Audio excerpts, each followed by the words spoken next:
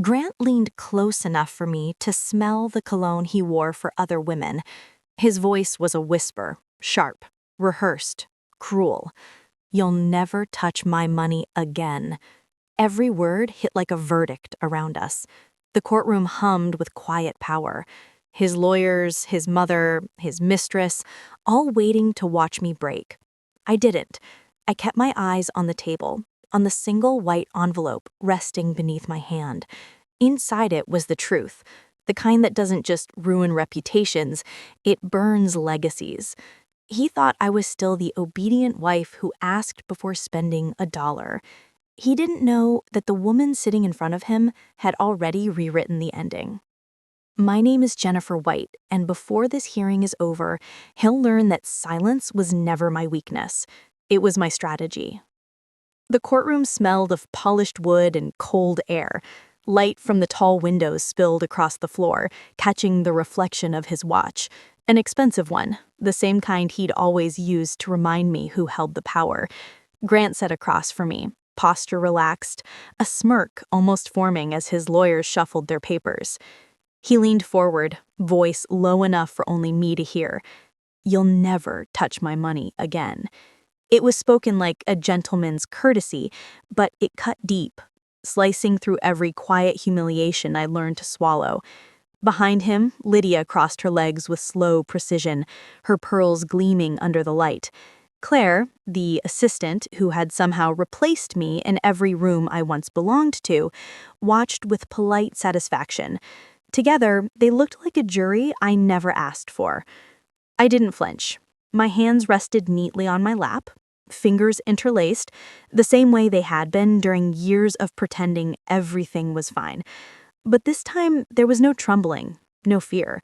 The envelope in my purse was heavy, its weight steadier than my heartbeat. When Grant's attorney declared that I had never contributed a cent, the judge's gaze drifted toward me. For a brief second, our eyes met, calm, unbroken. And in that silence, I saw her pause, just long enough to know she sensed it too. Something was coming. For years, I believed my life was the kind most women envied: an elegant home by the Cumberland River, a husband who provided everything, and a sense of security that looked flawless from the outside. I once taught marketing at the University of Tennessee, loved my students, and believed in helping them find their voice. Grant used to call that passion charming, until the day he told me I didn't need it anymore. He said I wanted me to rest. He said I'd earned it. And for a while, I believed him. But rest slowly became confinement. My paycheck disappeared into our joint account, my credit card limits shrank, and every purchase came with a question.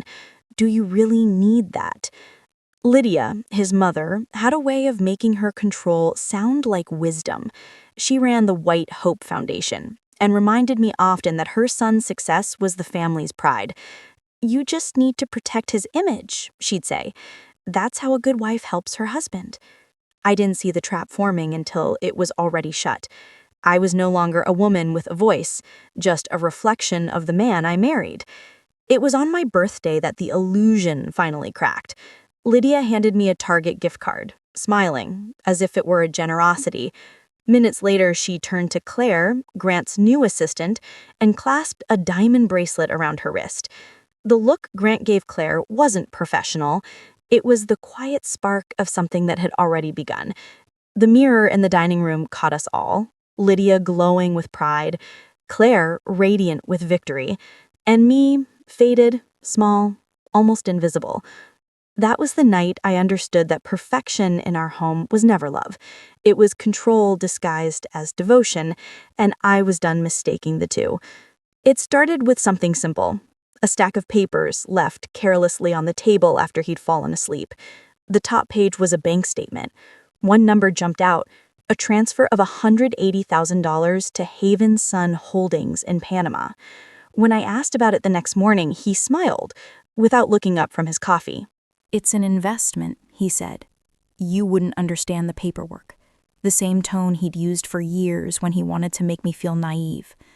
But I understood enough. That afternoon, when he left for work, I photographed every page, the amounts, the signatures, the routing numbers. They told a story he didn't think I could read. When I compared them to the Foundation's tax records online, I found Lydia's name listed as the approving signature.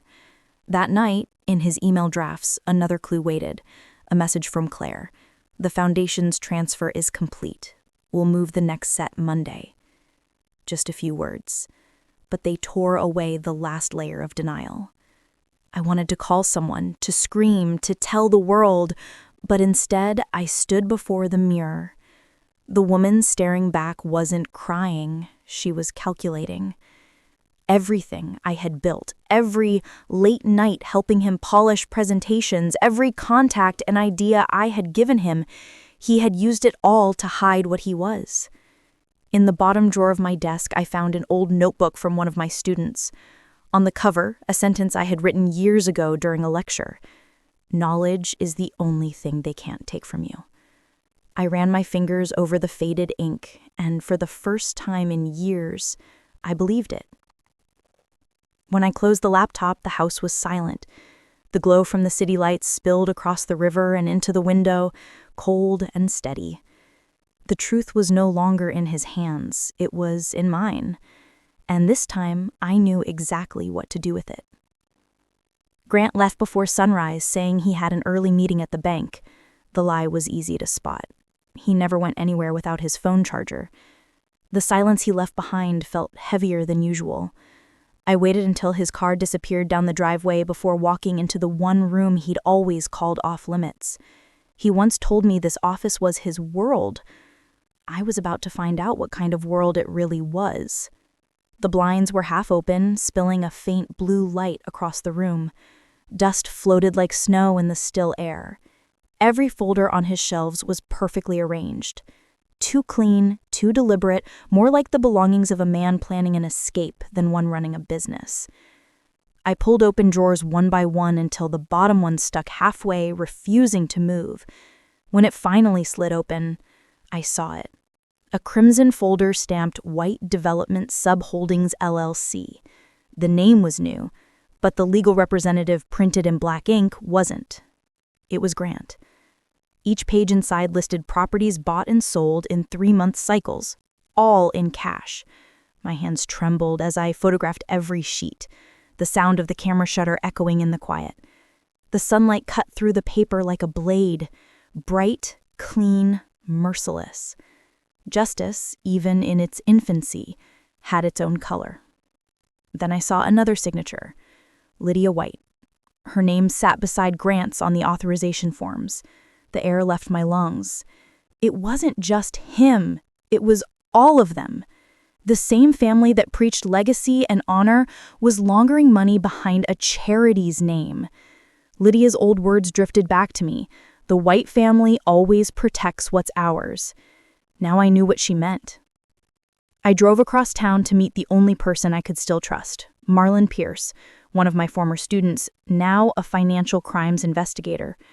When he finished reading the photos on my phone, he looked up, his voice low. You've stumbled onto a federal laundering network.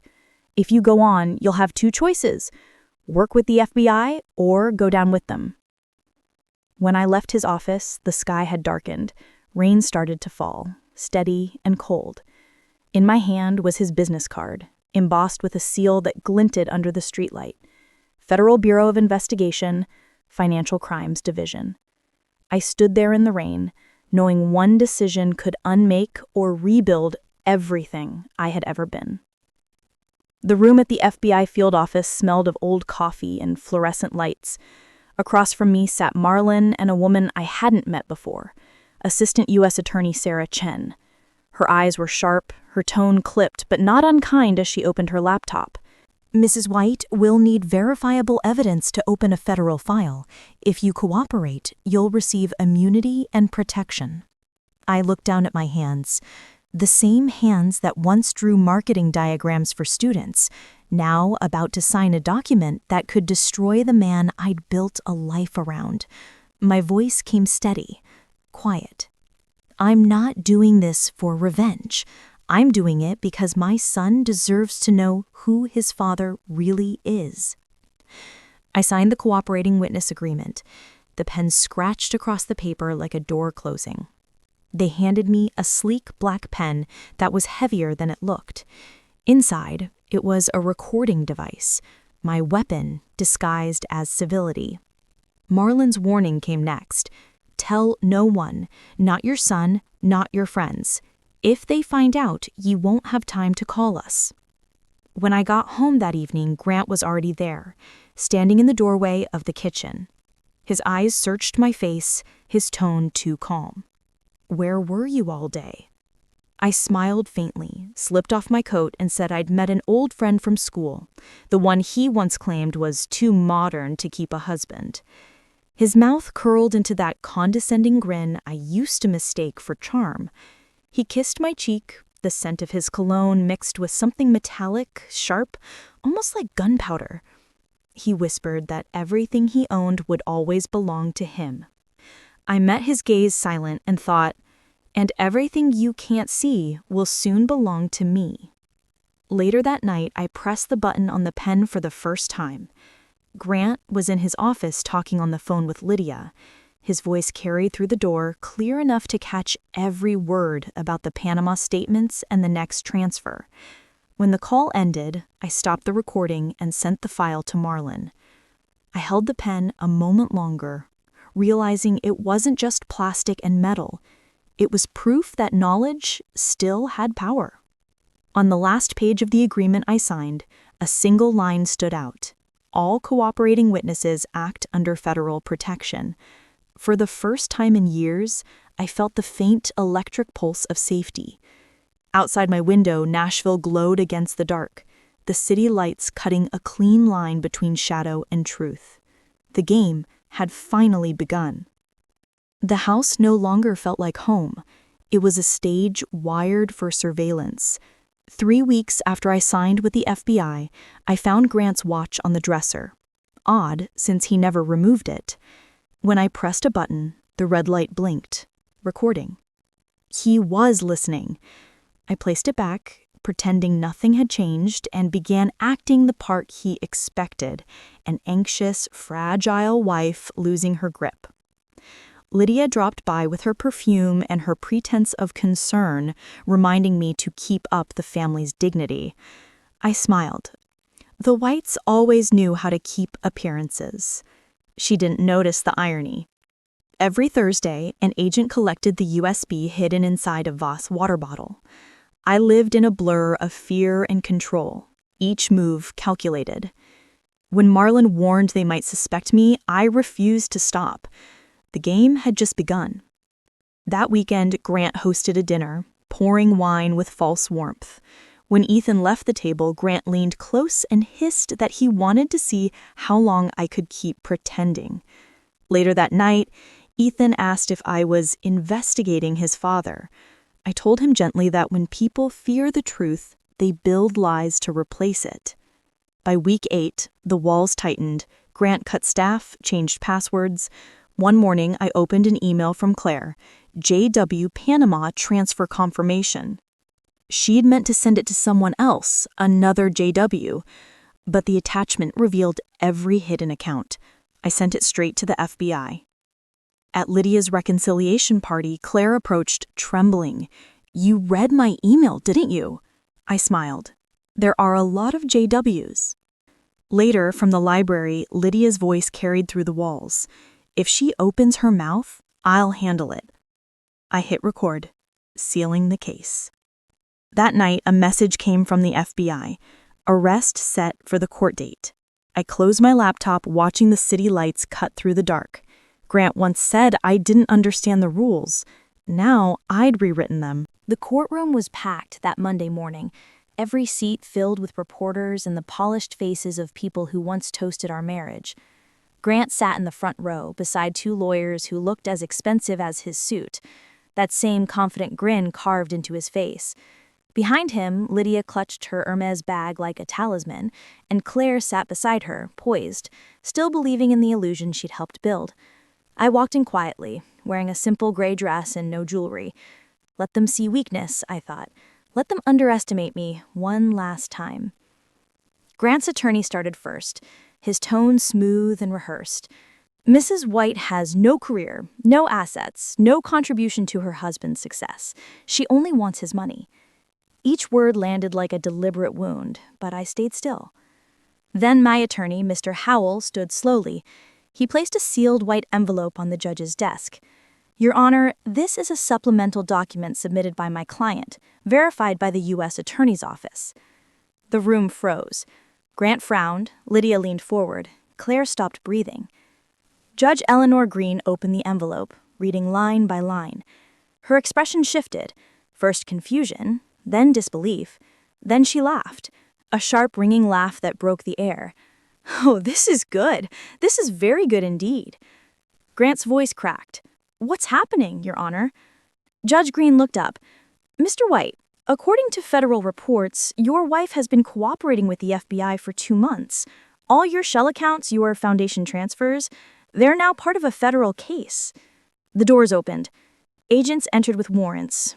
Claire stumbled to her feet, claiming ignorance, but the judge's voice was ice.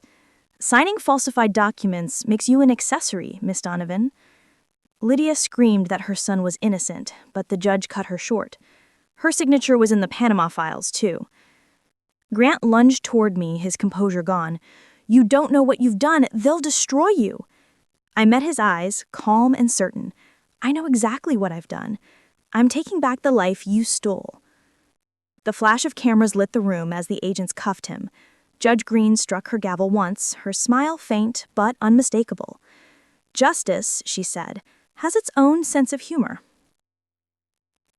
3 weeks after the hearing, Nashville couldn't stop talking about the Whites. Headlines screamed across every paper and television screen. Real estate tycoon Grant White arrested in federal laundering case. White Family Foundation under investigation for fraud. The city that once admired them now treated their name like poison. I watched it unfold from the quiet of the house by the river. The silence felt foreign, almost heavy. For years, I'd lived surrounded by noise, arguments, orders, the hum of fear. Now there was only stillness. The phone rang. Marlon's voice came steady, professional, but softer than usual. They've seized all the illegal assets, Jennifer. The legitimate holdings will remain under your control. You'll keep what was yours before the laundering began. It was justice written in numbers and signatures, cold, final, and fair. The ripple spread fast. Lydia was stripped of her position at the foundation she'd built her social identity around. Claire faced 10 years for aiding the fraud she swore she didn't understand. And Grant, he sat in federal custody awaiting trial, his empire reduced to a case file. That afternoon, Ethan came to see me. His face carried the weight of someone forced to unlearn a lifetime of belief. I thought Dad was right, he said quietly. I thought you just wanted money, but now I don't know what to think. It's all right, I told him. Your father was a storyteller, but truth doesn't need an audience. It stands on its own. He hesitated, then confessed that Grant had warned him once. If your mother ever turns against me, I'll destroy her. I smiled faintly. He was right about one thing. I had nothing left to lose. That's why I won. I turned off the TV. The last image faded into darkness, leaving only the soft reflection of the river on the window. The wedding photo was gone, replaced by one of Ethan and me standing by the same water under a brighter sky. 2 days later, a letter arrived from the FBI. Your cooperation prevented a financial collapse in Tennessee's real estate sector. For the first time in years, I didn't feel like a survivor. I felt like the story's ending had finally been rewritten. The sun was sinking over the Cumberland, painting the river in soft gold. I stood on the porch in a white shirt and linen pants, the letter from the FBI still in my hand. They said justice was slow. Maybe it is, but when it finally arrives, it doesn't need to shout. I had opened a new account that morning under a new name, White Consulting. The money I kept, clean and rightfully mine, would fund something better. A center for women who'd been trapped the way I once was, teaching them how to control their own finances, their own freedom. Ethan would handle the outreach. His quiet presence beside me, proof that healing was possible. That evening, an anonymous email appeared. You may have won, but you've made enemies. I smiled. Hit delete. Enemies remind me I'm alive. As the light shifted across the water, I felt no anger, no triumph, only peace. He once said I'd never touch his money again. He was right. I didn't. I built my own. The wind moved through my hair, and the camera of life pulled back, leaving only the glow of a woman standing at the river's edge, free at last.